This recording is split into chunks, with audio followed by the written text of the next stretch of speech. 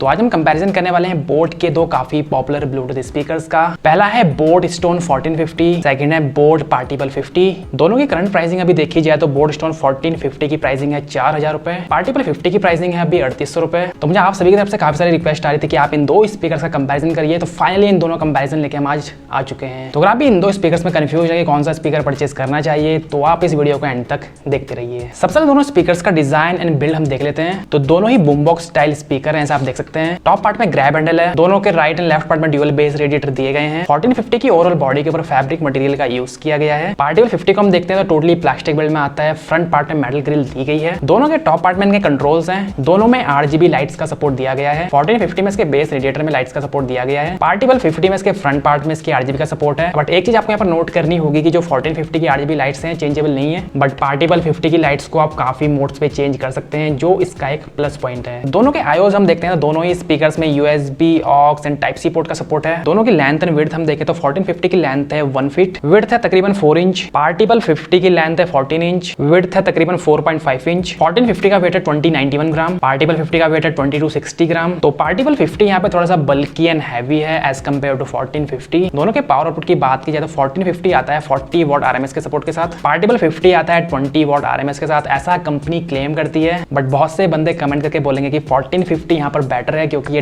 Double power output के साथ आता है, बट ऐसा बिल्कुल भी नहीं है। बट अगर आपने इन दोनों स्पीकर्स के टीयर डाउन वीडियो देखे होंगे तो आपने देखा होगा कि 1450 में 4 ohm 25 वॉट के डुअल स्पीकर का सपोर्ट दिया गया है इसके फ्रंट पार्ट में। पार्टिबल 50 में 3 स्पीकर का सपोर्ट है। 4 ohm 25 वॉट के इसमें 2 सबवूफर है, एक इसमें 10 वॉट 4 ohm का ट्विटर है इसके सेंटर पार्ट में। तो 1450 में 50 वॉट के स्पीकर यूज किए गए हैं, पार्टिबल 50 में 60 वॉट के स्पीकर यूज किए गए हैं, बट IC दोनों में डिफरेंट यूज की गई है। बैटरी हम देखते हैं तो 1450 आता है 3600 mAh की 7.4 वोल्ट की बैटरी के साथ। तो 4 सेल बैटरी इसमें दी गई है, बैटरी इसकी काफी ह्यूज है। पार्टिबल 50 में 3000 mAh की 2 सेल 3.7 वोल्ट वाली बैटरी दी गई है। 1450 में अगर आप RGB को ऑन करते हैं, 70 से 80% वॉल्यूम में म्यूजिक को प्ले करते हैं तो आपको इसमें तकरीबन 4 से 5 घंटे का प्ले टाइम मिल सकता है। पार्टिबल 50 में अगर आप RGB को ऑन करते हैं, 70 से 80% पे इसे प्ले करते हैं तो 2 से 3 घंटे का आपको इसमें प्ले टाइम मिल सकता है। तो बैटरी के मामले में यहाँ पे 1450 बेटर है। दोनों ही IPX 5 की रेटिंग के साथ आते हैं तो हल्के फुल्के वाटर स्प्लैश चेंज में कोई भी इशू नहीं आने वाला है। कनेक्टिविटी के लिए 1450 आता है ब्लूटूथ 5.2 के साथ, पार्टिबल 50 आता है ब्लूटूथ 5.1 के साथ। तो यहाँ पे पार्टिबल 50 की कनेक्टिविटी आपको थोड़ी सी बेहतर मिलेगी। दोनों में आपको इनबिल्ट माइक्रोफोन का सपोर्ट देखने के लिए मिल जाता है, तो कॉल को डायरेक्टली आप अपने स्पीकर में ही अटेंड कर सकते हैं। तो दोनों का माइक टेस्ट भी आप सुन लीजिए। तो अब जो आप साउंड सुन रहे हो बोट स्टोन 1450 के माइक्रोफोन के थ्रू सुन रहे हैं, तो आपको आइडिया मिल रहा होगा कि आपको उसकी माइक्रोफोन क्वालिटी कैसी मिलने वाली है। तो अब जो आप साउंड सुन रहे हो पार्टिबल 50 के माइक्रोफोन के थ्रू सुन रहे हैं, तो आप मुझे कमेंट करके बताइए कि आपको 1450 एंड पार्टिबल 50 में से किसकी microphone quality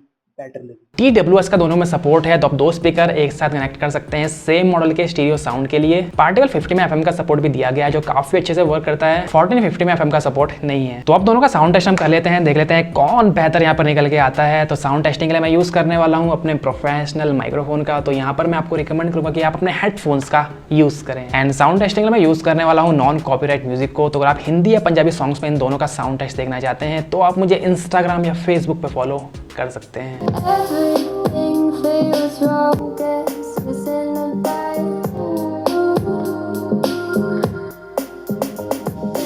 Feeling broken hearted over something that never was.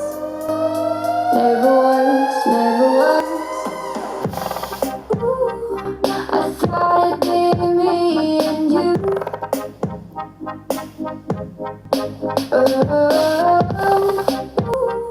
I guess it wasn't true. If I only knew what you put me through, I don't deserve this. I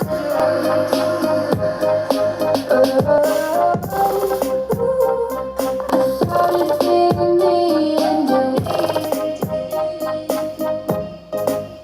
Versace on my wrist, baby, make a wish. You could sell your Rari, but you can't afford my outfit.